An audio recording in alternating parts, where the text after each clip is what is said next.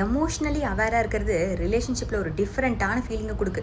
நீங்கள் ரொம்ப டீப்பராக அண்டர்ஸ்டாண்டிங்காக இருக்கிற மாதிரியும் இருக்குது. ஆனால் நிறையா நேரத்தில் அது ரொம்ப காம்ப்ளிகேட்டடானதாக இருக்குது. அவிக உங்களை எவ்வளவு ஹர்ட் பண்ணியிருந்தாலுமே உங்களோட ஒரு பார்ட்டி எப்பவுமே அவையில் அண்டர்ஸ்டாண்ட் பண்ணிக்கிற மாதிரியே இருக்குது. அவிக திடீர்னு சைலண்ட் ஆயிட்டாங்களா, ஓ அதுக்கு பின்னாடி இதுதான் ரீசனாக இருக்குது அப்படின்னு நீங்கள் அதை ரீசனை பார்ப்பீங்க. அவிக அப்பப்போ டிஸ்டன்ட் ஆயிடுவாங்க. அந்த பேட்டர்ன் என்னன்னு உங்களுக்கு புரிஞ்சிருக்கு. அவிக எதுக்கெல்லாம் எப்படிலாம் ரியாக்ட் பண்ணுவாங்க அப்படிங்கிறது நீங்கள் வந்ததுக்கப்புறம் தான் அவைய அந்த ரியாக்ஷன் கொடுக்குறாங்கன்னு கிடையாது.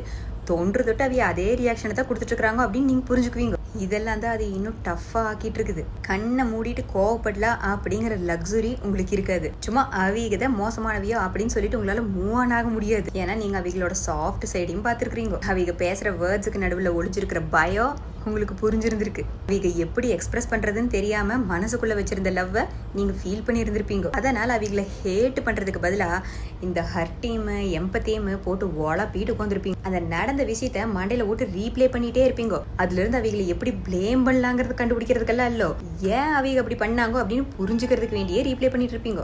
அது நீங்க ஹீல் ஆகிறத பின்னியும் ஸ்லோ பண்ணி விட்டுரு. ஏன்னா நீங்க அந்த பர்சனை மட்டும் லெட் கோ பண்ண மாட்டீங்க, அதை விட்டு போட்டு அந்த ஸ்டோரியும் சேர்ந்து லெட் கோ பண்ணணுமே அப்படின்னு உட்காந்துருப்பீங்க. இதுல யாரும் சொல்லாத உண்மை என்னன்னா, நீங்க அவியில புரிஞ்சுக்கணும்னா அவி கூடவே தான் இருக்கணுங்கிறதெல்லாம் கிடையாது. நீங்க அவிக ஏன் அப்படி இருக்கிறாங்கிறத புரிஞ்சுட்டு ஸ்டில் அந்த பெயினை விட்டுட்டு பீஸை சூஸ் பண்ணலாம். நீங்க எம்பத்தைஸ் பண்ணினாலுமே அந்த பவுண்டரிஸை செட் பண்ணிக்கலாம். சும்மா அவிகளை அண்டர்ஸ்டாண்ட் பண்ணிக்கிறது மட்டும்தான் லவ்ன்ட்டு தெரியக்கூடாது.